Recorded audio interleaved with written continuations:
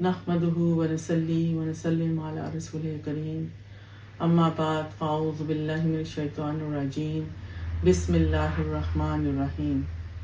تمام ناظرین و سامعین کو السلام علیکم ورحمۃ اللہ وبرکاتہ۔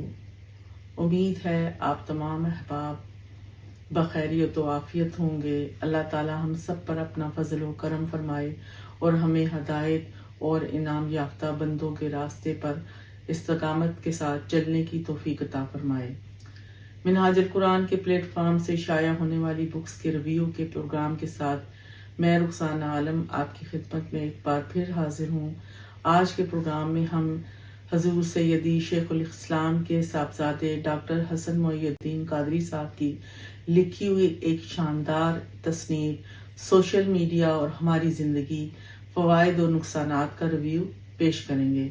یہ کتاب پہلی مرتبہ اپریل 2023 میں پاکستان سے اور دوسری مرتبہ مئی 2023 میں انڈیا سے شائع ہوئی۔ یہ کتاب 221 صفحات پر مشتمل ہے اور 7 ابواب ہیں اس کے، اور ہر باب کو مختلف عنوانات میں تقسیم کیا گیا ہے۔ ہم آج کی گفتگو میں مختصراً ہر باب سے منتخب عنوانات پر تجزیہ پیش کریں گے۔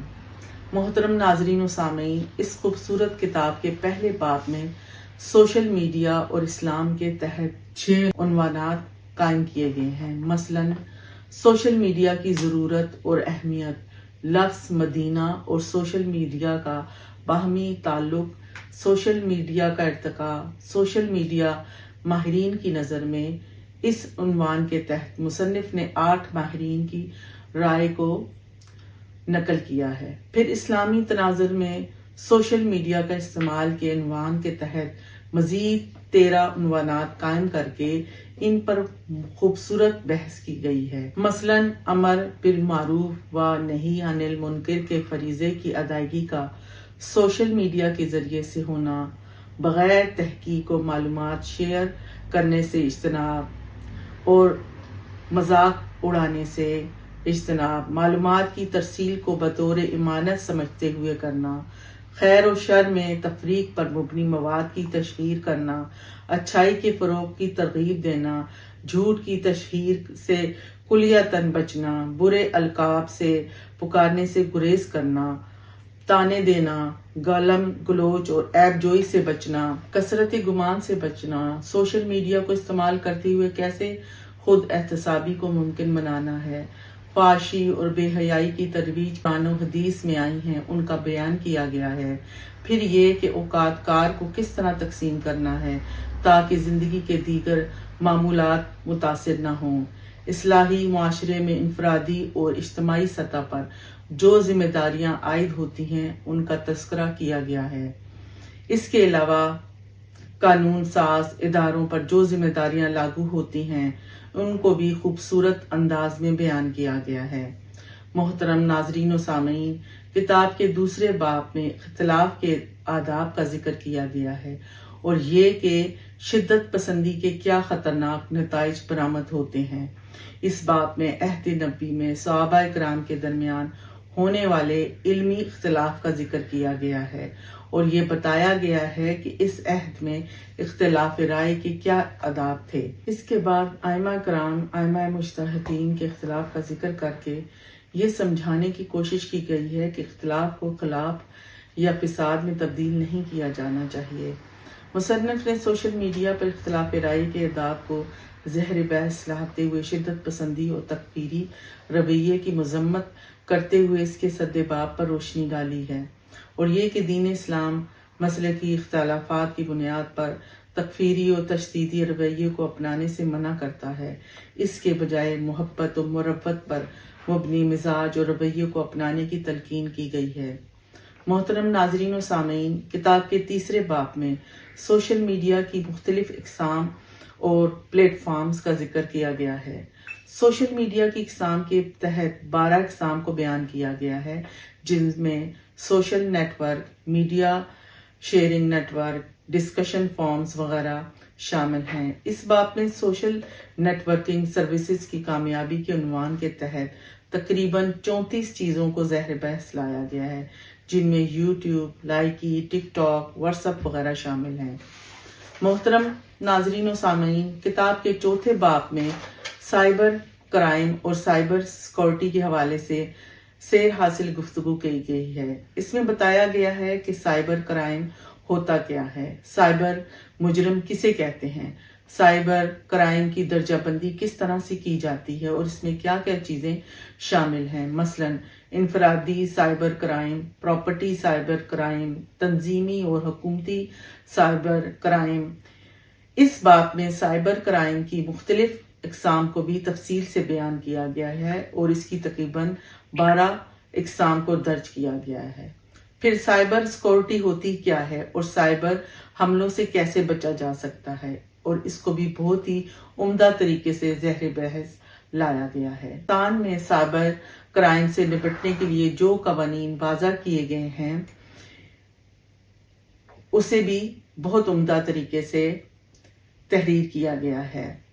اس میں electronics transaction ordinance 2002، electronic cyber crime bill ordinance 2007 اور الیکٹرانکس جرائم کی روک تھام کا ایکٹ 2016 ذکر کیے گئے ہیں۔ محترم ناظرین و سامعین، ہر چیز کا استعمال ہی اسے نعمت یا زحمت بناتا ہے۔ کسی چیز کا اگر اچھا استعمال کیا جائے تو وہ چیز ہمارے لیے نعمت ہوتی ہے، اور اگر اس کا برا استعمال کیا جائے تو وہی چیز نعمت کے بجائے زحمت بن جاتی ہے۔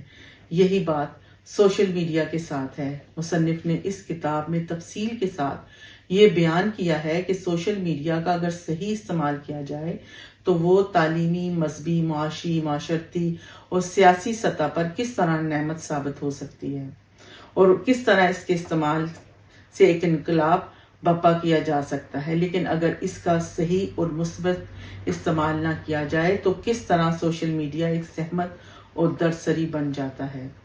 محترم ناظرین و سامعین، کتاب کے چھٹے باب میں اس بات کو زیر بحث لایا گیا ہے کہ کیسے سوشل میڈیا کے ذریعے سے دعوت و تبلیغ کا فریضہ سر انجام دیا جا سکتا ہے، اور اس کے مؤثر استعمال سے دین کی ترویج و ارشاد کا کام تیزی کے ساتھ کیا جا سکتا ہے۔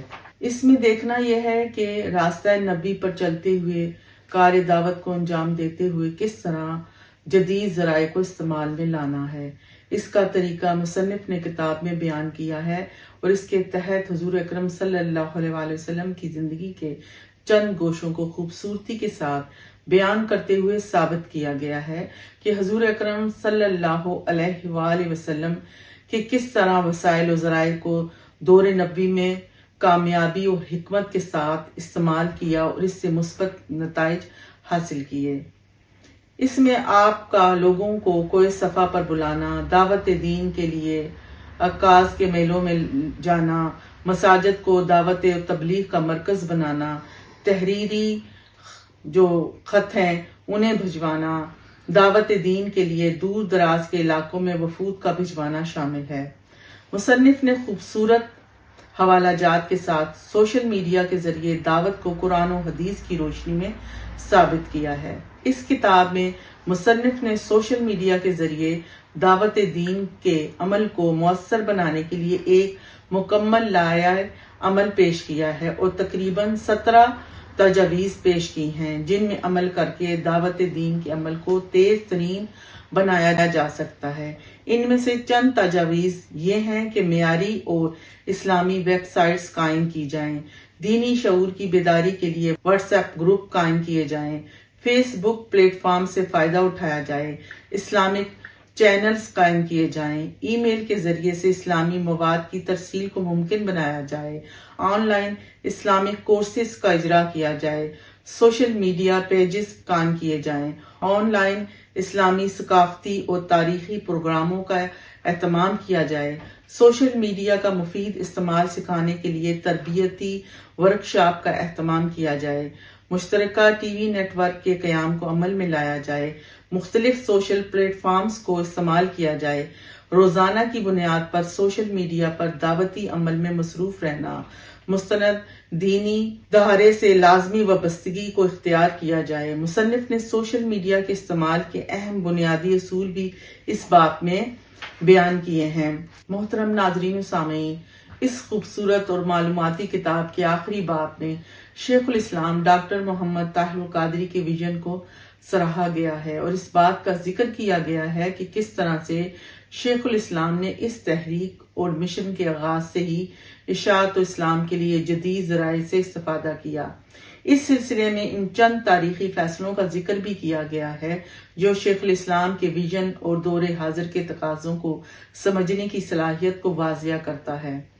ان میں منہاج انٹرنیٹ بیرو کا قیام عمل میں لانا، خطابات کی آڈیو ویڈیو کی ریکارڈنگ کرنا، کمپیوٹرائز ممبرشپ، رسائل و جرائد کا اجرا، سیلز اینڈ مارکیٹنگ، تعلیمی ویب سائٹس، ادارہ جات کی ویب سائٹس، لٹریچر کی website, online Islamic library, e learning, social media, mobile applications جیسی چیزیں اور اقدامات شامل ہیں جو تحریک منہاج القرآن کو دوسری تحریکوں سے ممتاز اور الگ کرتی ہیں۔